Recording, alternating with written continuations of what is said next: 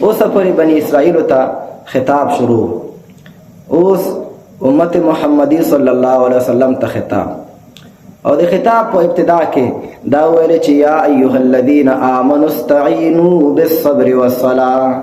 ولې وجه دا ده چې کله یو امت الله په دغه لوی منصب باندې کامیاب کی چې هغه د دین منصب ده، یو امت ته الله دین ورکي، نو دغه امت به د امتحانات او د کړاوونو نه تیریږي. دا دین داسې شی نه دی چې ته لاس کې واخلې نور به په هغې کې خوندونه وي، مزې به وي، عیش و عشرت به وي. دین چې کله ته په دین عمل کول غواړې نو ته به ځان سختیو ته چمتو کوې. در ره منزل لیلا این خطرهاست مسے، شرط اول قدم این است که مجنون باش. اقبال وائی در ره منزل لیلا این خطرهاست مسے، د لیلا د محبت په لاره کې دا لوی لوی خطرات موجود دي. مراد نه الله دی چې ته الله ته ځان رسول غواړې نو ته ځان نه مجنون جوړول غواړې. در ره منزل لیلا این خطرهاست مسے، لوی لوی خطرونه دي. شرط اول قدم این است که مجنون باش، اول قدم چې ته په دې لاره باندې ږدې د هغې دپاره شرط دا ده چې ته به مجنون ځان نه جوړوې.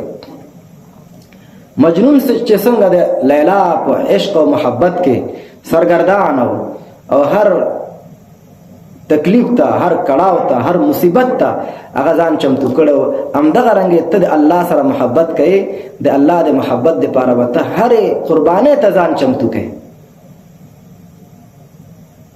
نو په هغې کې صبر، په هغې کې استقامت دا به راځي. یا ایها الذین آمنوا ایمان والاو استعینوا بالصبر والصلاة. او صبر په ټولو عباداتو کې ګران کار دی.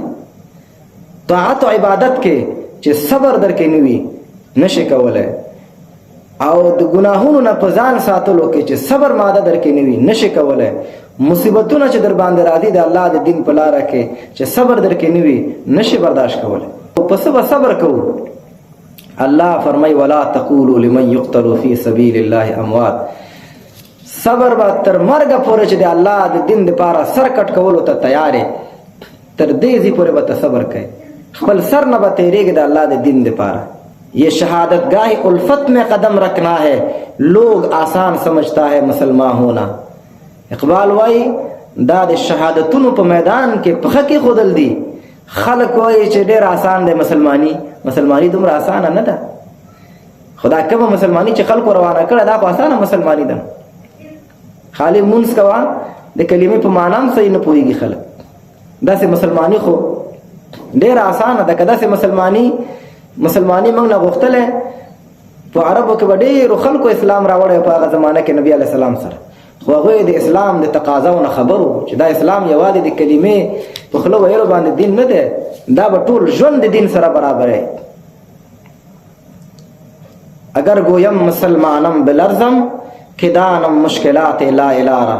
که زه دا وایم چې مسلمان یم په بدن مې وی لرزه راشي، که دانم مشکلات لا الاره، چې د لا اله الا الله مشکلات باندې ځان پوه کړم چې دا څومره لوی مشکل دی. ولنبلونکم بشیء من الخوف والجوع.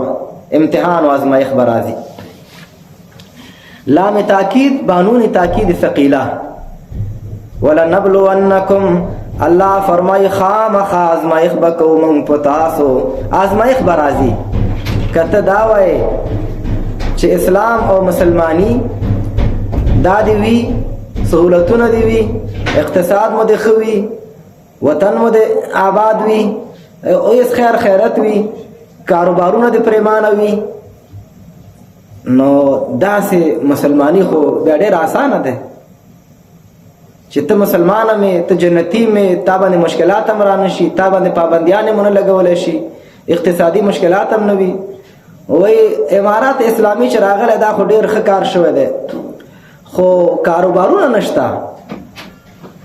نو کاروبارونه، نو تا باندې الله پاک دومره نعمتونه یو ځای څنګه وکړي؟ ته د دومره نعمتونو مستحق یې چې کاروبار دې وي، خوراکونه دې وي، او بل دا ده چې موږ مسلمانان یو، موږ باندې به ازمایښت راځي، کاروبارونه به خرابېږي، مشکلات به راځي، موږ به دین نه بیا تېرېږو.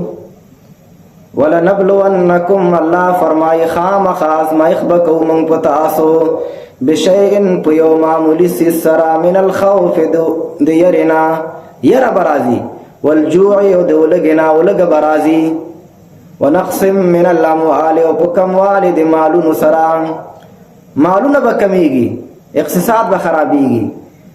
که دې شیانو ته څوک تیارېږي بس هغه د اسلام ته راشي، اسلام ته د غاړه ورکړي او اسلام کې دا شیان شته، مشکلات او تکلیفونه دا څوک زغملی شي.